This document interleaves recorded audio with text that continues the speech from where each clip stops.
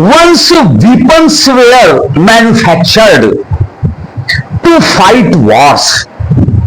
तो जब ये हथियार बनाए जाते हैं फैक्ट्रीज में युद्ध के लिए, डिफेंस के लिए, तो नाउ वार्स आर मैन्युफैक्चर्ड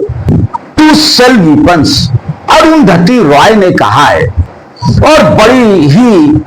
महत्वपूर्ण बात अरुंधति रॉय ने कहा है कि जब हथियार बनाए जाते हैं, मैन्युफैक्चर्ड किए जाते हैं, तो वो युद्ध के लिए, तो उन हथियारों का इस्तेमाल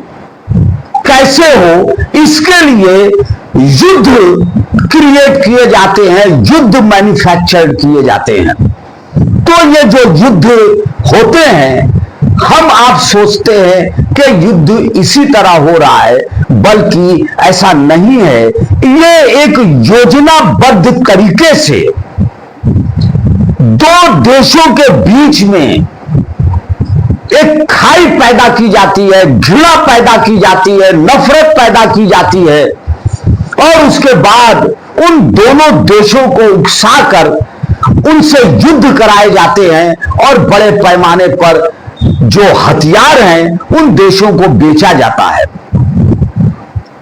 ये जो वार हम देखते हैं, ये एक तरह से एक एग्जीबिशन है, नुमाइश है, और इस युद्ध में जो युद्ध थोपे जाते हैं,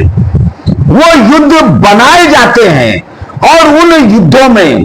जो बड़े बड़े हथियार निर्माता हैं, मैन्युफैक्चरर हैं, वो अपने हथियारों को एग्जिबिट करते हैं, शो करते हैं, अपने एरोप्लेन्स को, वार प्लेन्स को, मिसाइल्स को, टेक्नोलॉजी को, और फिर उनको मार्केट में बेचते हैं। और खास तौर से जो डेवलपिंग कंट्रीज हैं, ये जो विकसित हो रहे हैं, या जो गरीब मुल्क है और अपने गरीबी से संघर्ष कर रहे हैं, वहां पर यह हथियार के सौदागर वहां के लोगों की गरीबी, अशिक्षा, नासमझदारी का फायदा उठाकर वहां जो थर्ड ग्रेड और फोर्थ ग्रेड की जो लीडरशिप है, उसको प्रमोट कर वहां युद्ध कराती है, और बड़े पैमाने पर वहां राइफल, AK-47, ग्रेनेड सप्लाई करती है, हथियारों की सप्लाई करती है, और लगातार वहां 2 साल, 4 साल, 10 साल तक युद्ध होते रहते हैं। तो इसको दुनिया को समझने की जरूरत है कि किस तरफ ये दुनिया जा रही है। सुबह से शाम तक हम बात करते हैं धर्म की, मर्सी की, जीसस की,